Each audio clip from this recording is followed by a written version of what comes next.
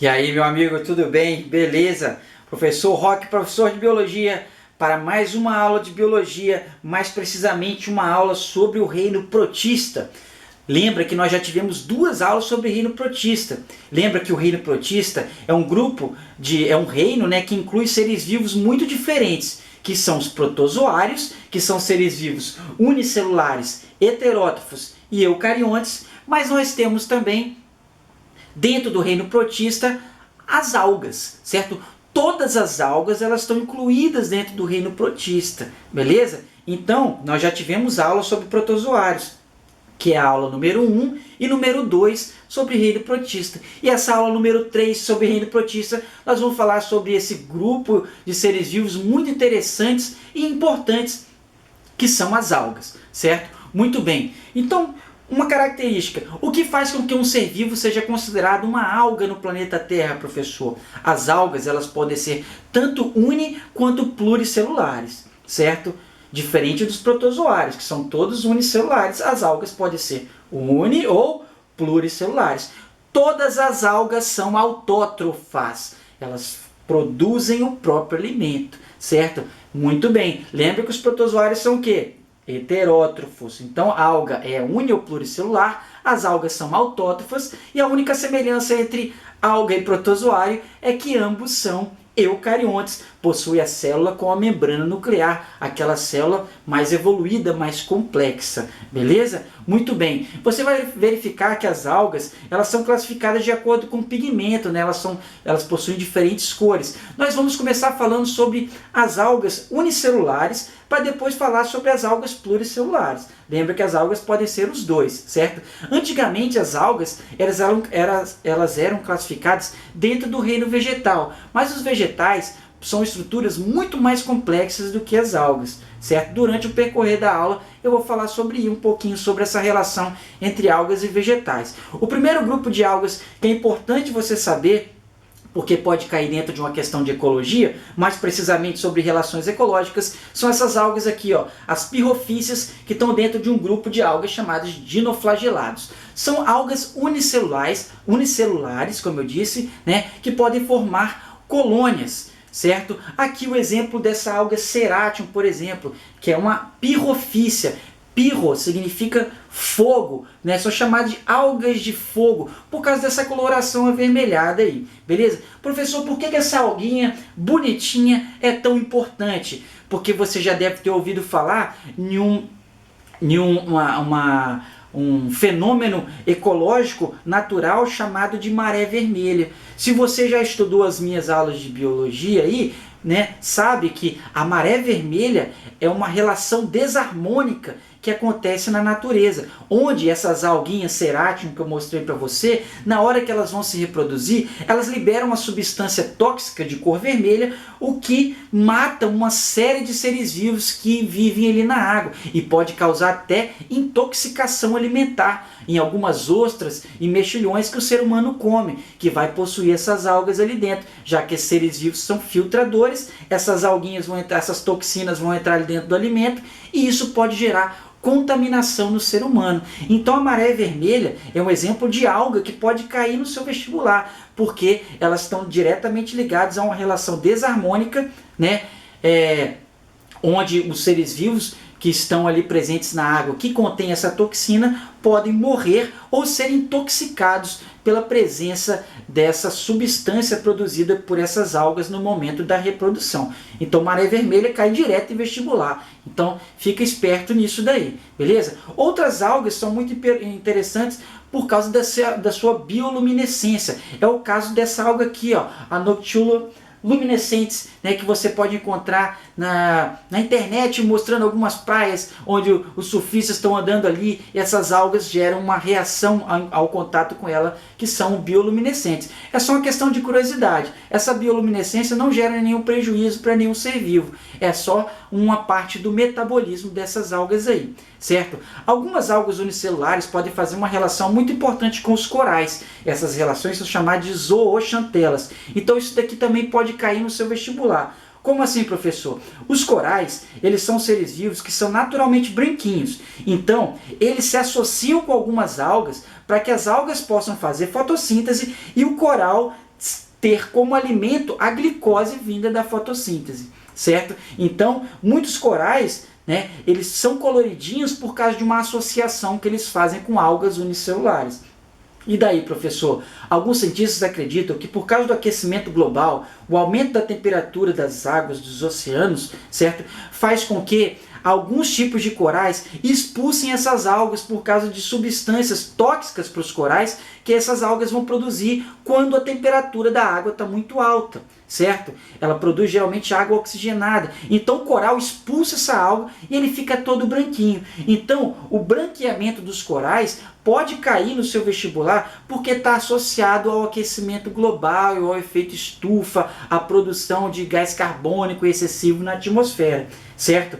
Então é uma relação harmônica que existe entre os corais e as algas, chamadas zooxantelas. E o aquecimento global estaria, né, matando os corais por causa do aumento da temperatura da água, que estaria expulsando as algas aí desses corais, beleza? Então a outra questão que pode cair no seu vestibular, que é importante você ficar ligado sobre algas, né? Um outro conjunto de algas unicelulares de grande importância econômica são essas daqui, as diatomáceas. Elas são algas unicelulares, mas o que caracteriza elas é uma parede de sílica que fica em volta delas. Essas algas elas podem ser tanto planctônicas, ou seja, ficar em suspensão na água, ou bentônicas, ficarem lá no fundo, né? Então, olha só que interessante, essas algas unicelulares, assim como alguns protozoários que nós falamos lá na aula de protozoários, eles são formadores de rochas sedimentares, né? Então essas diatomáceas, elas podem formar esse mineral aqui, ó, chamado de diatomito. Então olha só essa rocha. Essa rocha chamada diatomito, ela é formada por microalgas chamadas de diatomáceas, que elas vão se depositando no fundo lá dos oceanos e formando esses minerais aí, certo? Esses minerais, o diatomito, é muito utilizado como abrasivo. Já foi utilizado em pasta de dente, né? Como lixas também, porque ela causa uma abrasão, um lixamento superficial de algumas coisas. Então vamos dar uma olhadinha nessa alga. Olha só, perceba que a parede celular dela é rígida, dá para você ver visualmente isso daí, certo? Isso porque a parede dela é feita de sílica e o depósito dessas alguinhas aqui forma aquela rocha que eu falei, que é o diatomito, que é muito encontrado no Nordeste brasileiro, né? Inclusive em regiões que não tem mar, mostrando ali que esses minerais, ou seja, que aquela região ali já foi mar em algum momento da história do nosso planeta, o que é muito interessante, certo? Agora a gente vai falar um pouquinho sobre as algas pluricelulares. Lembra que as algas pluricelulares, elas não são consideradas plantas, já foram consideradas plantas, mas as algas, elas não são iguais às plantas, que possuem órgãos como folha, fruto, raiz, caule, semente. As algas, elas são chamadas de organismos talófitos. O que é isso, professor? Não possui tecidos organizados, certo? Enquanto a planta ela tem um monte de tecidos organizados, as algas não. É como se fosse um monte de célulazinha. Perceba aqui, ó, uma sobre a outra, né? E o transporte de nutrientes acontece todo por osmose, difusão, certo? São transportes simples que acontecem de uma célula para outra, certo? Então, vamos lá falar um pouquinho sobre essas algas e vamos aprender o seguinte, que as algas elas são classificadas de acordo com o pigmento, ou seja, de acordo com a cor que elas possuem, certo? Nós vamos começar primeiro falando das algas verdes. As algas verdes são chamadas de clorofícias. Clorofícias porque possuem um pigmento chamado de clorofila. A clorofila é esse pigmento de cor verde. Acredita-se que as clorofícias são os ancestrais de todas as plantas.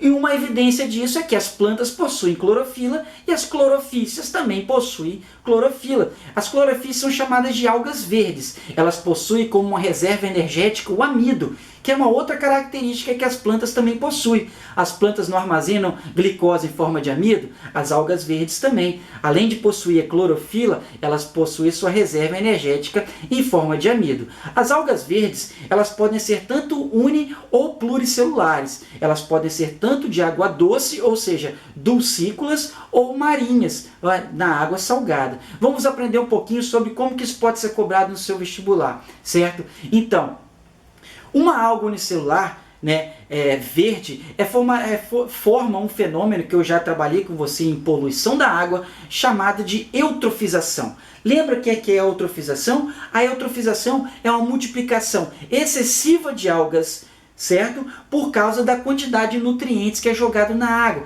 principalmente o esgoto. Então, quando tem uma grande quantidade de esgoto na água, essas algas verdes se multiplicam em excesso, consomem o oxigênio na água, matando os seres vivos que dependem do oxigênio na respiração, certo? Então, o excesso de algas, igual você está vendo aqui, é prejudicial. E essas algas verdes, elas são bioindicadoras de poluição. Então, quando um ambiente tem esgoto ali jogado na água, certo? As algas funcionam como bioindicador, mostrando que aquele ambiente está contaminado com esgoto. Mas a eutrofização pode acontecer também naturalmente, em pântanos e tal, né? Dependendo da quantidade de matéria orgânica que está dissolvida na água ali. Mas na maioria das vezes, nas grandes cidades, acontece por causa do esgoto que é jogado na água. É muito importante que você saiba sobre eutrofização. Se você não lembra, dá uma olhadinha na aula de poluição da água que eu fiz aí há um tempinho atrás, onde eu mostro todo o processo de eutrofização, porque cai muito em vestibular isso daí, beleza? Então, além das algas verdes, né, serem unicelulares, certo? Elas podem ser pluricelulares também, como você está vendo, certo? Em muitas culturas, eles consomem as algas verdes, né, porque elas são ricas em fibras, vitaminas, proteínas também, certo? Muito importante. O próximo grupo de algas que nós vamos falar são as algas vermelhas. Essas algas são chamadas de rodopícias. Elas não possuem clorofila, né? Elas vão possuir uma substância chamada de ficoeritrina. Eritrina que dá coloração vermelha para essas algas, certo? Então por isso que elas vão ter essa coloração vermelhinha assim, certo? Então muito bem. Professor, qual a importância econômica dessas algas, certo? Algumas delas são largamente utilizadas na alimentação. Você já comeu sushi?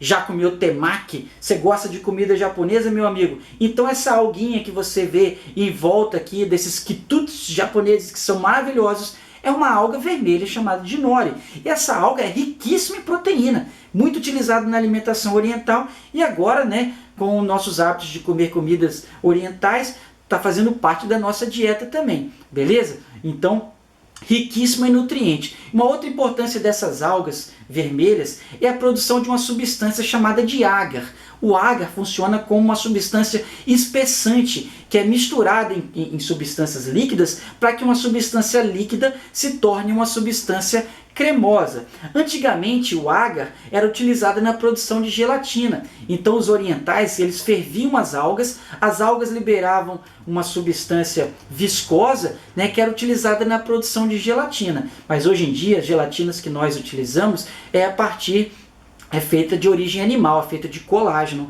que é um tipo de proteína que existe no reino animal, certo? Mas antigamente, né, e algumas pessoas também utilizam ainda a produção dessas gelatinas de origem de algas, que é feito do agar, que é uma substância que é encontrada nas algas vermelhas, né? E se você também vai fazer algum curso de biologia alguma vez na sua vida, você vai verificar que o agar, ela também é importante para a meicultura de bactérias. Então, as bactérias se multiplicam muito bem no agar. Então, se você quer saber, por exemplo, qual tipo de bactéria que tem na maçaneta da minha porta? Você não consegue ver ela na maçaneta da sua porta. Mas se você passar um cotonetezinho lá na maçaneta da sua porta e passar no agar, essas bactérias vão se multiplicar no agar e dessa forma você vai conseguir ver, como você pode ver nessa placa de Petri aqui, que possui agar no fundo e as bactérias se multiplicando em cima. Então lembra que as algas vermelhas, elas são importantes na produção de agar e como fonte alimentar também.